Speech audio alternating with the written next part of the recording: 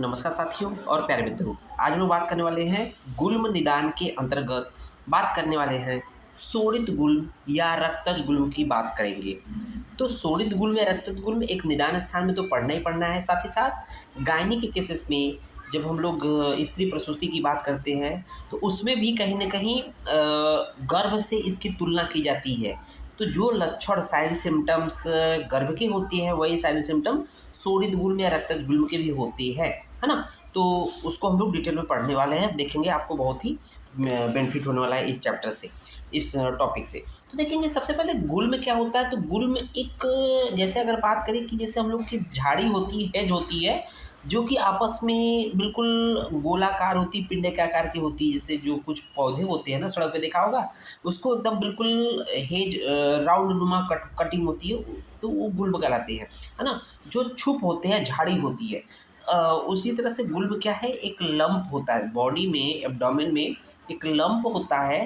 मतलब लंप का मतलब होता है कि ऐसा कोई एक स्किन के नीचे या स्किन के जस्ट बीनीथ नीचे एक उभार होता है जो कि पल्पेबल होता है, टच टच हो सकता है। तो गुल्म एक तरह से लंप है या मास है इन विदिन द एब्डोमेन, है ना? कुछ ऐसी स्थिति होती है ना? तो उससे लंप या मास से कोरिलेट कर सकते हैं। लेकिन एक्चुअल में गुल्म के केस में क्या होता है, मुख्य रूप से वात प्रधान वात दोष होता है। वात के साथ पित्त और कफ का इन्वॉल्वमेंट भी होता है ना? बोला गया है बिना वात के गुल्म नहीं होता, मतलब वात जरूरी है, वही पित्त और कफ को प्रभावित करके गुल्म के रूप को बनाता है। तो देखेंगे शोणित गुल्म क्या है, कहीं न कहीं इसमें रक्त का इन्वॉल्वमेंट है।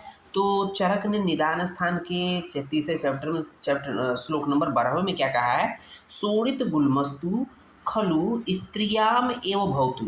मतलब शोणित मतलब जो रक्तज गुल्म होता है, शोणित गुल्म जो होता है वो किसमें होता है, स्त्रियों में बोला गया है, पुरुषों की बात नहीं कर रहा है।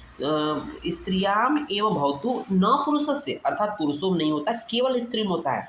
तो ऐसा क्यों है कि केवल स्त्रियों में होता है, पुरुषों में होता है? तो स्त्रियों में इसलिए होता है क्योंकि गर्भकोष्ठ आर्तव आगमन वैशस्यात्। क्योंकि जो गर्भाशय, गर्भकोष्ठ मतलब गर्भाशय की बात कर रहे हैं, यूट्रस की बात कर रहे हैं, वो कहाँ होता है, पुरुषों में, स्त्रियों में? तो केवल स्त्रियों में होता है गर्भकोष्ठ अर्थात गर्भाशय, विशेष रूप से स्त्रियों में होता है। और उस गर्भाशय में क्या आता है, आर्तव अर्थात मेंसेस आते हैं, है ना?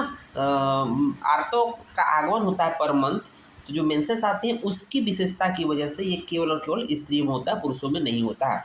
ऐसा बात चरक करते हैं, तो इसी को हम लोग देख रहे हैं। अर्थात रक्तज गुल्म तो गर्भाशय में आर्तव के आने की विशेषता से, भाई गर्भाशय स्त्रियों में होता है और गर्भाशय रहेगा प्रॉपर तरीके से तो उसमें ही वो आर्तव आएगा, मेंसेस आएगा पर मंथ, है ना? केवल स्त्रियों में ही होता है, इसी वजह से ये रक्तज गुल्म केवल स्त्रियों में होता है, पुरुष को नहीं होता, अर्थात पुरुषों में नहीं होता है। बात समझ में आ गई। अब यहाँ पर हमने एक पॉइंट किया नोट, है ना? तो यहाँ पर देखेंगे सबसे पहले चरक। तो चरक क्या बोल रहे हैं, जो अभी इसी चीज़ को बता दिए उसी को हम लोग एक बार हाईलाइट कर देते हैं कि रक्तज गुल्म केवल स्त्री में होता है, पुरुष में नहीं होता। क्योंकि जो ब्लड की बात की है, आर्तव की बात की गई, वो मेंस्ट्रुअल ब्लड की बात हो गई है। और वो कहाँ पर घटित हो रहा है घटना, गर्भाशय अर्थात यूट्रस में, है ना? ये तो इसलिए उन्होंने कहा केवल स्त्रियों में होता है, पुरुषों में नहीं होता है। चक्रपाणी और क्षारपाणी ने क्या बोला है, थोड़ा सा उन्होंने और क्लैरिफाई किया है, ठीक है। आर्तवजन्य गुल्म केवल स्त्रियों में होता है। आर्तवजन्य गुल्म का मतलब क्या है कि यहाँ पर मेंसेस से संबंधित बात कर रहे हैं। कौन से आर्तव, मेंस्ट्रुअल ब्लड से संबंधित बात कर रहे हैं। आर्तव जन्म की केवल स्त्रियों में होता है। लेकिन असृग भव गुल्म, असृग भव गुल्म स्त्री और पुरुष दोनों में हो सकता है या होता है। तो यहाँ पर जानना जरूरी है कि जो आर्तवजन्य गुल्म है उसमें मेंस्ट्रुअल ब्लड की बात की गई है। लेकिन असृग भव गुल्म में जो असृग है, रक्त है, वो सामान्य रक्त ब्लड की बात की गई है, जो कि स्त्री पुरुष दोनों में होता है। तो कुछ देखेंगे, अब जब गुल्म एक्चुअल में रक्त प्रदोषक विकार है, तो सामान्य गुल्म की बात करेंगे तो उसमें रक्त प्रदोषक अर्थात जो स्त्री पुरुष दोनों में होता है उस तरह की बात की गई है ना? तो ये बात हो गई है। अब आगे देखते हैं गुल्म का निदान, संप्राप्ति, लक्षण। तो यहाँ देख रहे होंगे रक्तज गुल्म का निदान, अर्थात रक्तज मतलब शोणित गुल्म की बात कर रहे हैं, जो केवल केवल स्त्रियों में बताया चरक ने, और उसकी संप्राप्ति क्या है। तो देखेंगे किन किन कारणों से रक्तज गुल्म होता है, शोणित गुल्म होता है। स्त्रियों के परतंत्र अर्थात परतंत्र मतलब डिपेंडेंट हो, स्त्रियाँ पहले के ज़माने में भी थी, आज के समय में मोस्ट ऑफ जो हमारे समाज में लगभग लगभग जो भले ही गृहिणी के रूप में है, लेकिन कहीं न कहीं वो पति पे डिपेंडेंट है, मेल पे डिपेंडेंट है। बहुत मतलब अभी भी कुछ स्त्रियां ड्यूटी करती हैं, मतलब कि डिपेंडेंट नहीं है, है ना, अपना स्वतंत्र रूप से ड्यूटी जॉब करती हैं, लेकिन मोस्ट ऑफ केसेस में ये देखा जाता है कि स्त्रियां परतंत्र होने एवं शिक्षित न होने के कारण आज भी, अब जनरेशन जो पढ़ी लिखी आ रही है, तो अभी हम लोग की दादी दादी या माँ जो है कहीं ना कहीं बहुत कम पढ़ी लिखी होती थी, तो शिक्षित न होने के कारण सदा, और दूसरा कारण क्या है, सदा पति सेवा, मतलब हमेशा पति सेवा या गृह कार्यों में लगे रहने से आए हुए मलमूत्र के वेगों को रोकी रहती है। तो कहीं न कहीं इतना इतना व्यस्त रखती है कि जो नित्य कर्म होते हैं मलमूत्र के वेग को भी समय से त्याग नहीं करने के कारण, अथवा आम गर्भ के शीघ्र स्राव से अर्थात एबॉर्शन। आप लोगों ने देखा होगा पहले के समय में जब 7-8 बच्चे होते थे हमारे दादी को, मतलब उनसे भी जो पहले के लोग थे परदादी को, तो बहुत बच्चे होते थे, और बहुत बच्चे होते थे और बहुत से बच्चे एबॉर्शन हो जाता तो बहुत से बच्चे मर जाते थे। तो यही कारण है कि आम गर्भ के शीघ्र स्राव अर्थात एबॉर्शन होने से, अथवा बच्चे होने के तुरंत बाद या ऋतु काल में वात प्रकोपक आहार विहार करती हुई स्त्री की जो वायु शीघ्र प्रकोपित हो जाती है। तो इन सभी कारणों से वात कुपित हो रहा है। तो वात कुपित होगा तो करेगा क्या? उसके लिए चरक ने आगे का श्लोक बताया है कि श्लोक नंबर 14 में क्या बोला है, सप्रकुपितो मतलब वह प्रकुपित वायु, सप्रकुपितो मतलब वह प्रकुपित वायु योनि मुख मुखम अनुप्रविश्यात, योनि के मुख्य गर्भाशय में प्रवेश कर जाती है। योनि मुखम अनुप्रविश्यात आर्तव उपरुद्धरती, और आर्तव को रोक देती है। योनि के अर्थात यूट्रस में एंट्री कर जाती है और वो आर्तव जो को वहीं पर रोक देती है, ठीक है ना। मासी मासी तद आर्तवम उपरुद्धमानम कुक्षिम अभिवर्धयति, जो पर मंथ का जो मेंस्ट्रुअल ब्लड जो बाहर आता था पर मंथ, अब उसको उन्होंने रोक दिया। रोकने की वजह से क्या होगा, प्रकुपित वायु की वजह से जो यूट्रस में एकत्रित हुआ रक्त है हर महीने का, वो क्या, उससे क्या हो जाएगा कि आपका जो कुक्षी मतलब जो गर्भ यूट्रस हर महीने या हर दिन प्रतिदिन बढ़ता जाएगा। तो ऐसा क्या लगेगा कि गर्भ, ऐसा लगेगा गर्भ ठहर गया है, ऐसा कन्फ्यूजन हो जाएगा। देखेंगे प्रकुपित होकर वह वायु जो ऊपर हम लोगों ने यहाँ पर निदान देखा था, प्रकुपित होकर वह वायु योनिमुख अर्थात यूट्रस में सर्विक्स वाला जो योनिमुख है, सर्विस की बात कर रहा है, सर्विस में जाकर आर्तव को रोक देती है। और प्रत्येक मास में अगर जब रोक देगी तो प्रत्येक मास में जो मेंस्ट्रुअल ब्लड होते हैं, मेंस्ट्रुअल ब्लड होता है वो रुक जाएगा। तो रुका हुआ आर्तव अर्थात मेंसेस जो है उदर को बढ़ा देता है, तो और उदर को बढ़ा देगा तो ऐसा लगेगा कि ये फिर रक्तज गुल्म हो जाता है।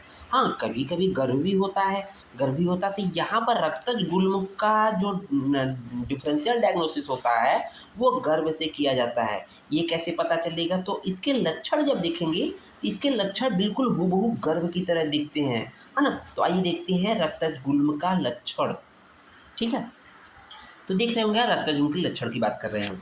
तो कि तस्या जो मतलब जो वो स्त्री की बात कर रहा है जिसमें ये हो रहा है, तस्या सूल दर्द होगा, कास खांसी आएगी, अतिसार लूज मोशन होगा, छर्दी वमन होगा, अरोचक अविपाक अंगमर अनिद्रा आलस्य स्टैमिक कफ प्रशेक समुपजायन्ते, ये लक्षण आएंगे। तो ये सब कुछ लक्षण क्या है, कहीं ना कहीं गड़बड़ी में आ जाता है। दर्द होता ही होता है, कास खांसी आती है, अतिसार लूज मोशन भी हो सकता है, वमन तो होता ही होता है गड़बड़ी में, अविपाक खाने की इच्छा नहीं होगी, भूखा खा भी लेगी तो भोजन नहीं पचेगा, अंग मर्द तो होगा, शरीर में दर्द होगा, और अनिद्रा रहेगी, आलस रहेगा, स्तमित कपक्षेप इत्यादि होंगे। उसको देखिए स्तनयोश्च स्तन्यम, वेरी वेरी इंपॉर्टेंट है। स्तनों में दुग्ध की प्रवृत्ति हो जाएगी, स्तनों में दुग्ध बनने लगेंगे, है ना। तो इसका मतलब ये भी तो गर्भ में होता है, इसका मतलब कि जो स्तन होते हैं हम उसकी साइज बढ़ने लगेगी, उसमें दुग्ध बनना शुरू हो जाएगा। स्तनयोश्च स्तन्यम, स्तन्य बोलते हैं दुग्ध को, है ना, जो जो बेबी फीड करता है। तो स्तन्यों मतलब जो मेमरी ग्लैंड में एक तरह से मिल्क प्रोडक्शन शुरू हो जाएगा, उसके सेफ साइज में परिवर्तन हो जाएगा। साथ ही साथ क्या होगा, ओष्ठयो ओष्ठ स्तनमंडल कार्डियम, इस ओष्ठ गर्भ जो स्त्री है, जो रक्त गुल्म से पीड़ित स्त्री है, उसके ओष्ठ और स्तनमंडल अर्थात ओष्ठ मतलब लिप, और एरियोला, एरियोला क्या हो जाएगा, काला हो जाएगा, कृष्ण वर्ण का हो जाएगा। तो यही लक्षण तो गड़बड़ी में पाया जाता है, आपने देखा भी होगा। साथ ही साथ दोहृद के लक्षण पाए जाएंगे। दोहृद मतलब जब दोहृद जो भी उस प्रेगनेंसी के दौरान स्त्री को खाने पीने की विशेष प्रकार के खाने पीने की इच्छा होती है उसको हम लोग दोहृद बोलते हैं, है ना। स्यवथुश्च पादियों, पैरों में श्वेत हो जाएगा, शोथ हो जाएगा, स्वेलिंग हो जाएगा, तो ये भी तो आपका प्रेगनेंसी में पाया जाता है। इस ईसच रोम ईसद उद्गम रोम राजी की उत्पत्ति हो जाएगी। अपिच योन्या, और साथ ही साथ क्या हो जाएगा, योनि मार्ग से क्या हो जाएगा, दुर्गंध, स्राव इत्यादि उत्पन्न हो जाएंगे। साथ ही साथ केवलश्च अस्य गुल्म पिंडित एवं स्पंदित, और ये गुल्म पिंड के रूप में इसमें स्पंदन भी कभी कभी होता है। इसका मतलब उसमें भी पल्पेशन होता है, पल्पिटेशन होता है, पल्पिटेशन होता है। तो उसको जब टच करेंगे तो ऐसा लगेगा कि उसमें धक धक धक धक मतलब स्पंदन हो रहा है, तो ये भी हो रहा है, इसका मतलब ये रक्तज गुल्म में। साथ ही साथ आम गर्भा गड़बड़ी इत्यादि मूल गर्भा, है ना। तो इस तरह से ये आम गर्भ, ये विद्वान लोग इसको एक गर्भ मानकर कंफ्यूज जाते कि ये रक्तज गुल्म है कि गर्भ है। इसलिए रक्तज गुल्म की जो चिकित्सा होती है, ध्यान दीजिएगा, रक्तज गुल्म की चिकित्सा जो नॉर्मल डिलीवरी का समय होता है उसके बाद ही बताया गया है, ठीक है ना। तो उसके ताकि अगर मान लीजिए गर्भ होगा, तो अगर गर्भ होगा तो उसका डिलीवरी हो जाएगा तो ठीक है, नहीं तो डिलीवरी के समय बीतने के बाद ही रक्तज गुल्म को डिफरेंशिएट कर लेते हैं कि नहीं ये रक्तज गुल्म नहीं, गर्भ नहीं है, रक्तज गुल्म है, इसको सर्जरी के माध्यम से निकाल दिया जाए। इस तरह से ये पार्ट कंप्लीट होता है। धन्यवाद।